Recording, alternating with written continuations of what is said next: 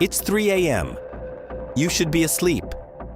But your brain has other plans. It's replaying a conversation from 3 days ago, analyzing every word you said, every pause, every reaction, and the worst part. You know this is pointless. You know thinking about it won't change anything. But you can't stop. That's not weakness. That's not anxiety. That's your brain doing exactly what it was designed to do. The problem is, it was designed for a world that no longer exists. Today, we go deep into the dark psychology of overthinking, what it does to your brain, what it does to your decisions, what it does to your life, and most importantly, how to stop it. Stay till the end. Because the last point will completely change how you understand your own mind, why your brain overthinks before we get into the dark effects. We need to understand why this happens. Your brain has something called negativity bias. It is not a flaw. It is a survival mechanism. For hundreds of thousands of years, the humans who survived were not the ones who focused on what was going well. They were the ones who obsessed over what could go wrong. The rustling in the bushes, the stranger in the distance, the storm on the horizon. That brain kept you alive. But here's the problem. That same brain now runs in a world of emails, social media, and imaginary conversations. And it applies the same survival intensity to problems that don't require survival. You're not being chased, but your brain doesn't know that. So, it overthinks. Point 1. What overthinking does to your brain here is what actually happens inside your brain when you overthink. Two regions activate simultaneously. The prefrontal cortex, the part responsible for decision-making and rational thought, and the amygdala, your brain's fear center. When these two regions fire together repeatedly, something dangerous happens.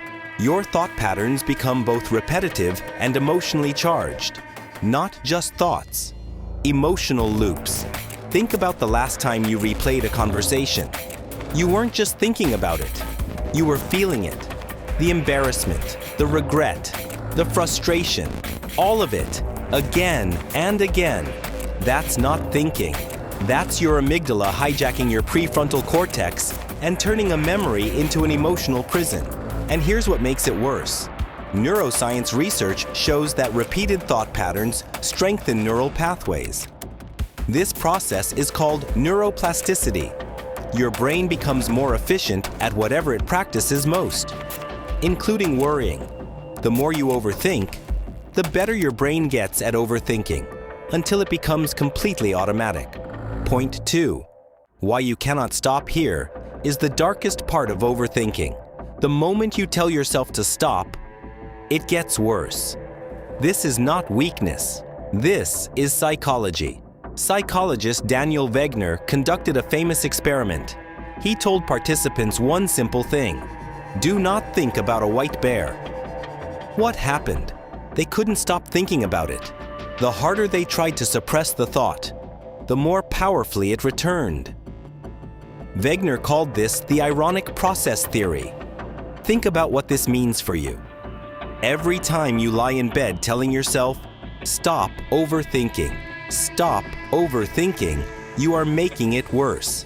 Because your brain is now focused on the very thing you told it to avoid. And there is something even more unsettling.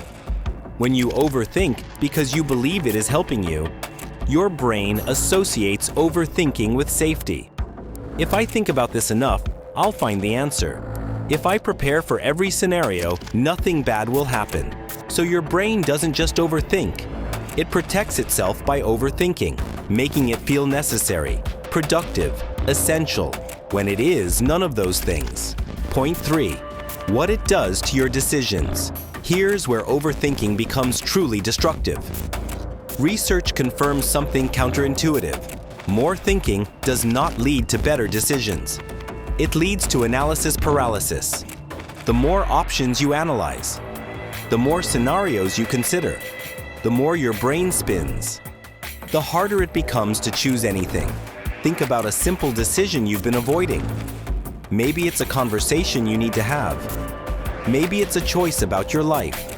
You've thought about it 100 times, from every angle, every possible outcome, every worst-case scenario, and you're still exactly where you started.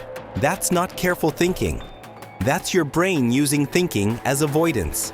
Because as long as you're still thinking, you don't have to actually decide. And every day you stay in that loop. The decision becomes harder. The anxiety grows. The window closes.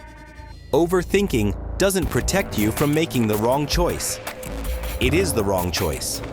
Point 4. What it does to your body. Most people think overthinking is just a mental problem. It isn't.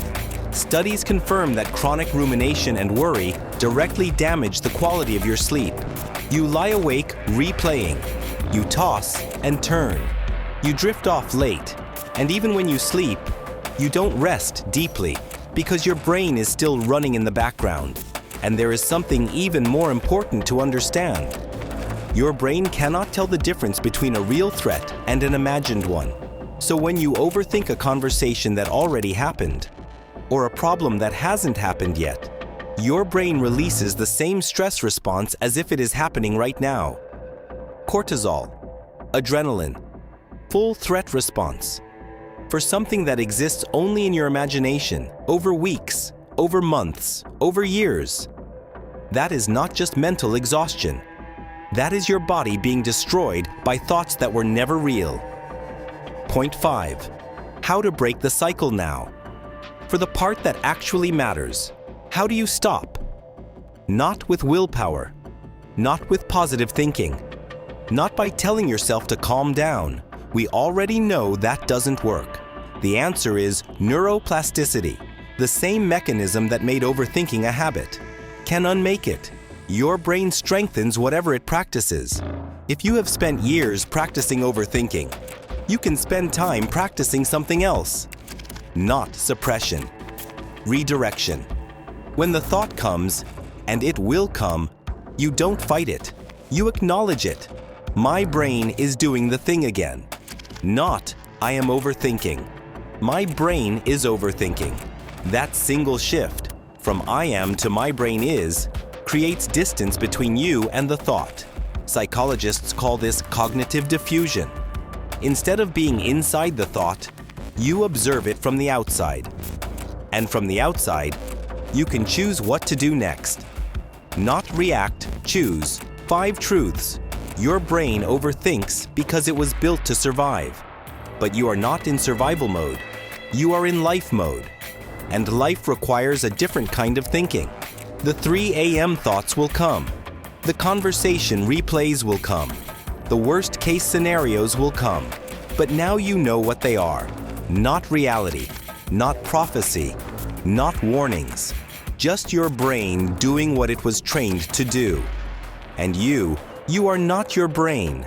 You are the one watching it. And that is where your power lives. Share this with someone whose mind never lets them rest. Because somewhere out there, someone is lying awake right now, believing every thought their brain is producing. Tell them, their thoughts are not facts. The mind doesn't stop here. Every week on the Ambition Paradox, we uncover the psychology behind why you think, feel, and behave the way you do. The patterns keeping you stuck, the truths setting you free. Subscribe to the Ambition Paradox, because understanding your mind is the only way to stop it from controlling you.